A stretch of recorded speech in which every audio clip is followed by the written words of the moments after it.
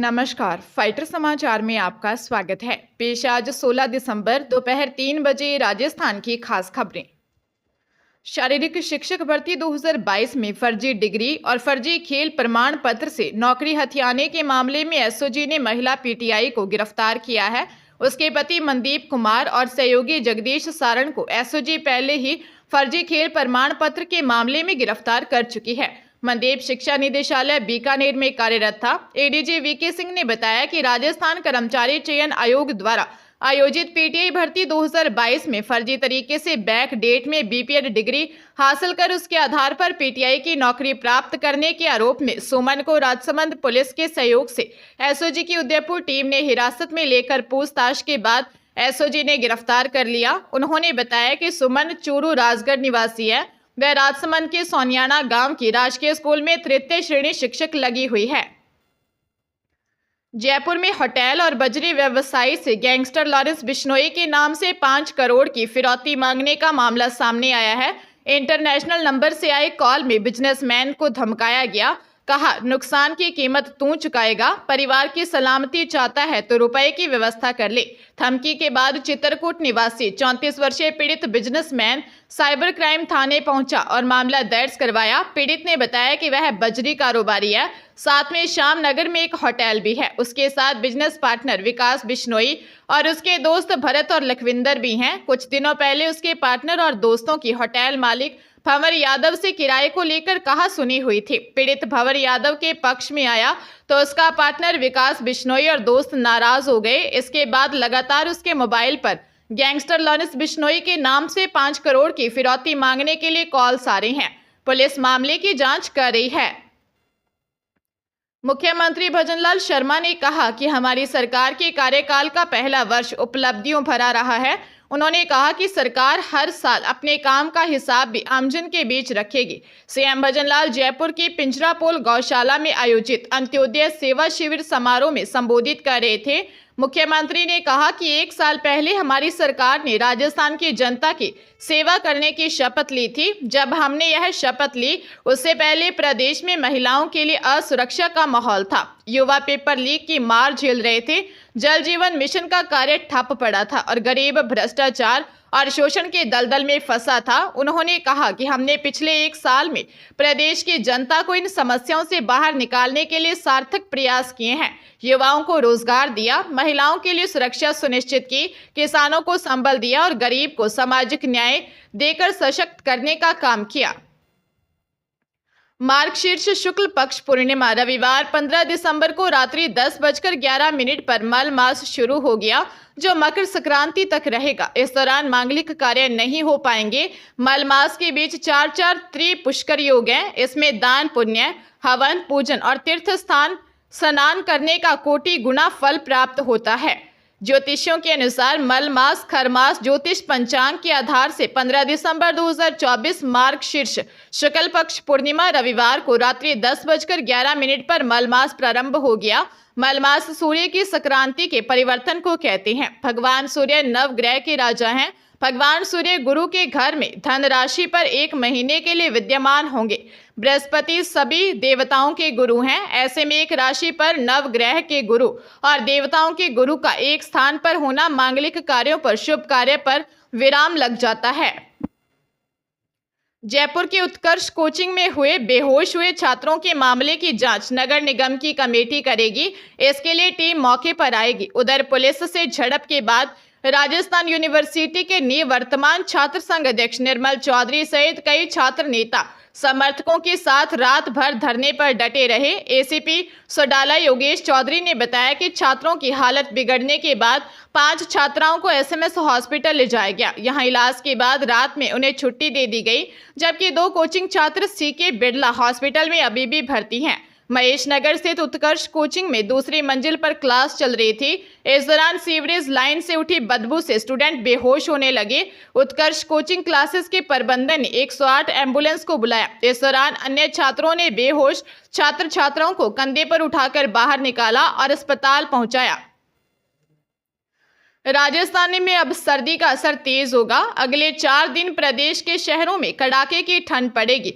मौसम विभाग की ओर से इस सीजन में पहली बार शीतलहर का ऑरेंज अलर्ट जारी किया गया है। इस दौरान शेखावाटी के फतेहपुर सीकर के अलावा अन्य शहरों में भी पारा शून्य या माइनस में जा सकता है। मौसम विशेषज्ञों के मुताबिक लोगों को इस कड़ाके की सर्दी से 20 दिसंबर तक राहत मिलने की कोई उम्मीद नहीं दिख रही। अलवर में सोमवार सुबह पाला गिरने से तस्वीरें सामने आई हैं। इससे रबी की फसल को नुकसान की आशंका है। सोमवार को भी सीकर में न्यूनतम तापमान माइनस में रिकॉर्ड किया गया। आज फतेहपुर सीकर में न्यूनतम तापमान 1 डिग्री दर्ज किया गया है। पिछले 6 दिन से फतेहपुर का तापमान माइनस में है। कोटपुतली बैरोड क्षेत्र में आज सीजन की सबसे कड़ाके की सर्दी दर्ज की गई। पिछले 24 घंटे का मौसम देखें तो अधिकांश शहरों में आसमान साफ रहा और तेज धूप रही। झुंझुनू में भगवान दास खेतान हॉस्पिटल यानी BKD में प्रसूता के इलाज में गंभीर लापरवाही का मामला सामने आया है।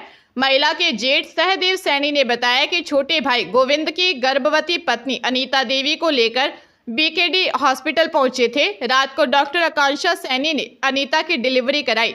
एक बच्चे की डिलीवरी नॉर्मल हुई। दूसरे बच्चे की डिलीवरी के वक्त डॉक्टर ने नवजात की नाल काटने के बाद ऑपरेशन बीच में ही छोड़ दिया। बोली, अब हमारे वश की बात नहीं है।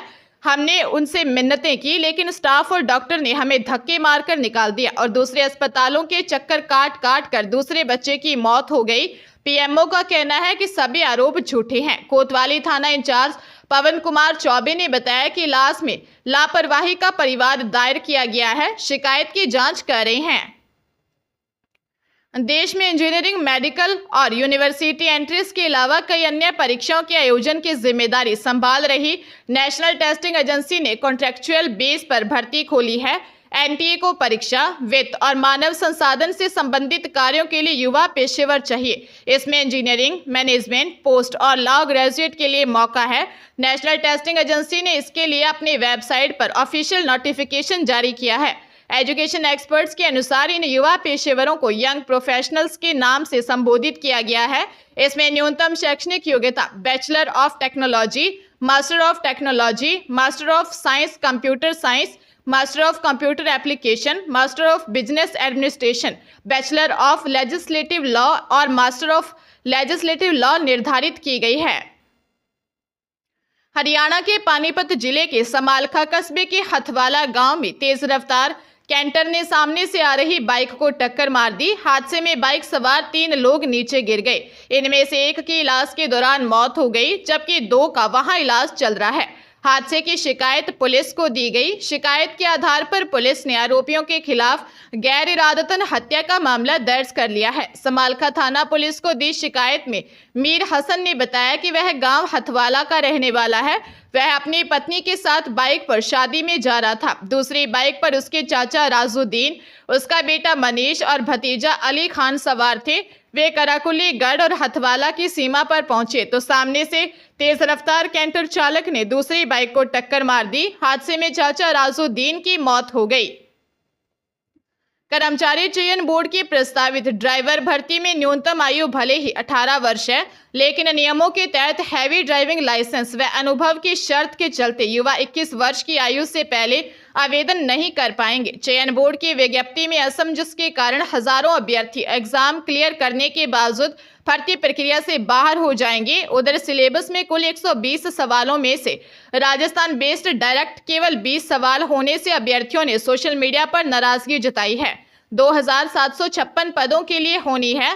2602 पद गैर अनुसूचित क्षेत्र और 154 पद अनुसूचित क्षेत्र में है, जिसमें लिखित परीक्षा से भर्ती की जाएगी। आवेदन 27 फरवरी से 28 मार्च तक होंगे। एग्जाम की संभावित तिथि 22 व 23 नवंबर 2025 निर्धारित की गई है। हनुमानगढ़ जिले की गोलूवाला थाना क्षेत्र में नाबालिग से रेप का मामला सामने आया है। पुलिस ने डॉक्टर की सूचना पर मौके पर पहुंचकर पीड़िता के परिजनों से बातचीत कर मामला दर्ज किया है। नाबालिग ने गांव के ही एक युवक पर जबरन रेप करने का आरोप लगाया है। थाना प्रभारी लाल बहादुर चंद्र ने बताया कि डॉक्टर से सूचना मिली कि नाबालिग को लेकर अस्पताल में गर्भपात करवाने के लिए परिजन पहुंचे हैं। एसपी अरशद अली ने नाबालिग से जुड़ा मामला होने के चलते गंभीरता से लेने के निर्देश दिए। थाना प्रभारी लाल बहादुर चंद्र अपनी टीम सहित अस्पताल पहुंचे, पीड़िता और परिजनों से बातचीत की। पीड़िता ने बताया कि वह 10वीं क्लास में पढ़ती है। गांव के ही एक युवक ने डरा धमकाकर उसके साथ रेप किया, जिसके चलते वह गर्भवती हो गई। पुलिस मामले की जांच कर रही है।